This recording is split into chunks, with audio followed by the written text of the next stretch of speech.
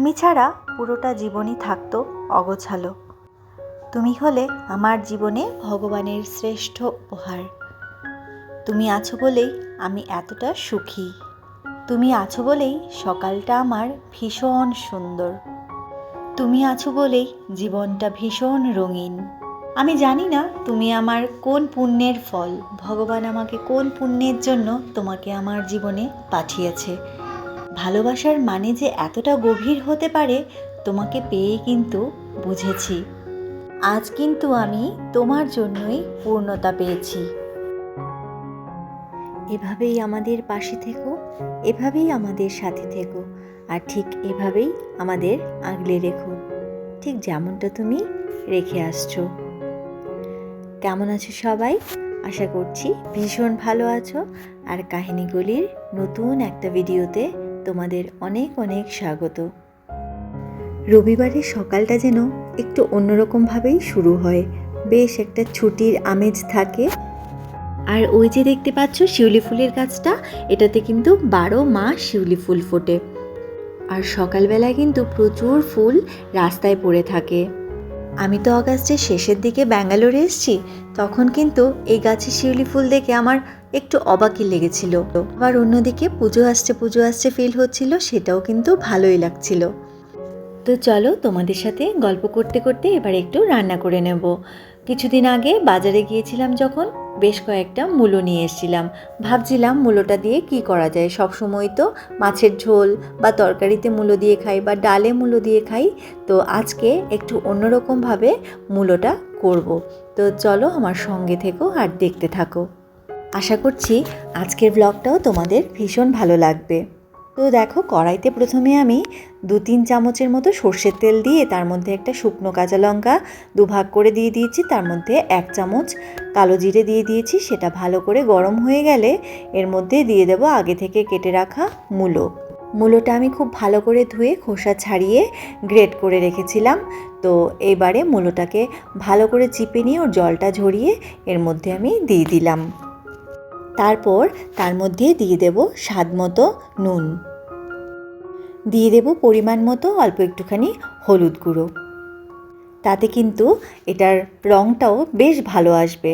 তো দেখো, উল্টে পাল্টে ভালো করে মূলোটাকে একটুখানি নাড়াচাড়া করে নিচ্ছি।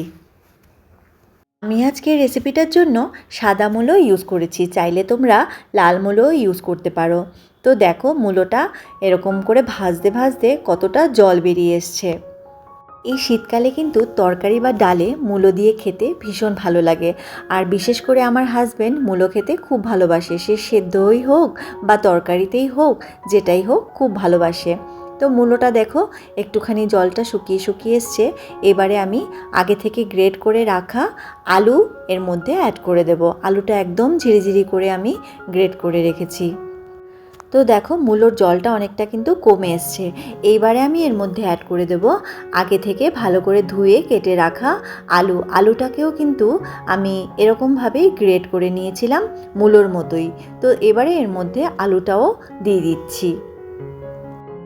এই শীতকালে গরম ভাতের সাথে মূলো ভাজা খেতেও কিন্তু বেশ ভালো লাগে। যে গোল গোল চাকচাক করে যেরকম বেসনে ডুবিয়ে মূলো ভাজা করা হয়, সেটাও কিন্তু ভীষণ ভালো লাগে খেতে। তো এখানে দেখো, আমি কিন্তু আলু আর মূলোটাকে খুব ভালো করে নাড়াচাড়া করতে করতে একটুখানি ভেজে নিচ্ছি।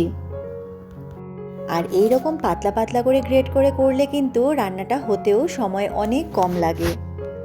যেহেতু সঙ্গে ছোট বেবি থাকে, সেজন্য সবসময় ভাবি কোনো একটা জিনিস করার আগে যে কিভাবে করলে জিনিসটা একটু তাড়াতাড়ি হবে।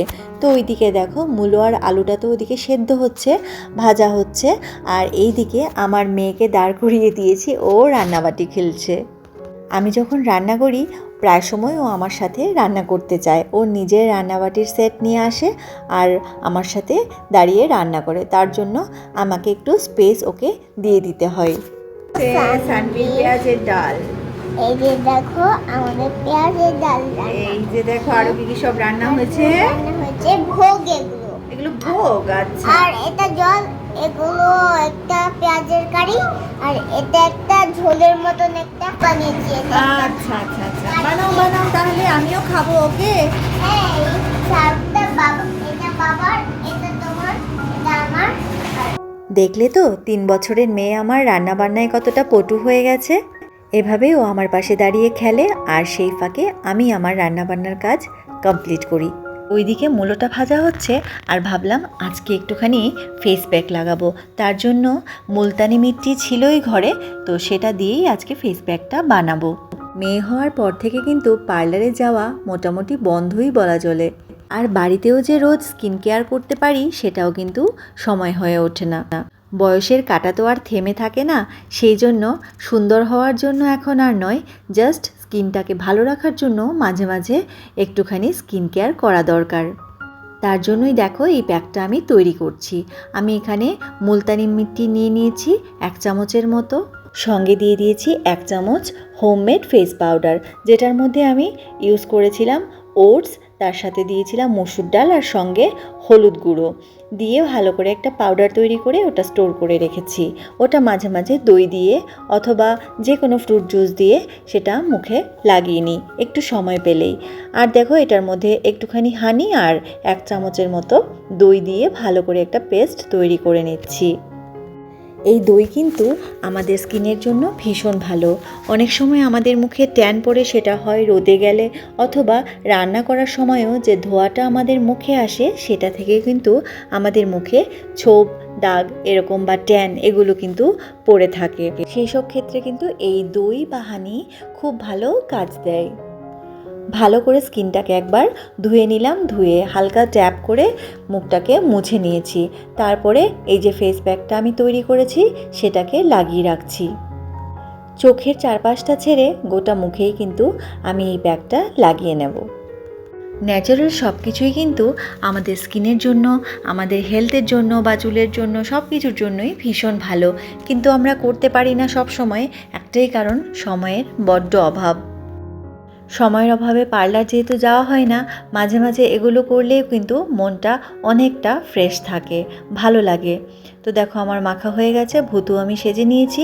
এবারে চলো দেখে নিই কত দূর কী হলো। তো দেখতে এসে দেখলাম মূলো ভাজা ভালো করে হয়ে গেছে, আলুও ভালো সেদ্ধ হয়ে গেছে, সব কিছু হয়ে গেছে। এবারে নামিয়ে নেব। নামানোর আগে থেকে কুচি করে রাখা ধনেপাতা এর মধ্যে বেশ খানিকটা ছড়িয়ে দিয়েছি, দিয়ে ভালো করে একটু নাড়াচাড়া করে মিশিয়ে নিচ্ছি, নিয়ে এবার নামিয়ে নেব। তো এই দেখো মূলো ভাজা কিন্তু হয়ে গেছে। এটা কিন্তু স্বাদে গন্ধে অতুলনীয়। একবার অন্তত ট্রাই করে আমাকে জানিও কেমন খেলে। এই মূলো আলু ভাজাটা আমার মেয়ের ভীষণ ভালো লেগেছে খেয়ে, যেহেতু ঝাল খুব একটা দিইনি, ও অনেক মজা করে খেয়েছে। আমরাও কিন্তু বেশ তৃপ্তি করে খেয়েছি। আর এই একটা ভাজা থাকলে গরম ভাতে আর কিচ্ছু চাই না। রান্না কমপ্লিট করে মেয়েকে তেল ঠেল মাখিয়ে স্নান করিয়ে নিয়ে চলে আসলাম। এইবারে মেয়েকে খেতে দিয়ে দেব, ও খেতে খেতে টুকটাক কাজ করে নেব যেগুলো রয়েছে, তারপরে আমরা স্নান করে খেয়ে নেব দুজনে মিলে। আজকে ওর মেনুতে রয়েছে মূলো আলু ভাজা, সঙ্গে ডাল আর সাথে একটা ডিম সেদ্ধ ওকে দিয়ে দিয়েছি। ভালো। তাহলে আজকের ব্লগটা এখানেই শেষ করছি। আজ তাহলে আসি। যদি ভিডিওটা ভালো লেগে থাকে তাহলে একটা লাইক এবং শেয়ার করে দেবে। দেখা হবে খুব শীঘ্রই নতুন কোনো দিনে নতুন একটা ব্লগে। তোমরা ততক্ষণ খুব ভালো থাকবে, সুস্থ থাকবে।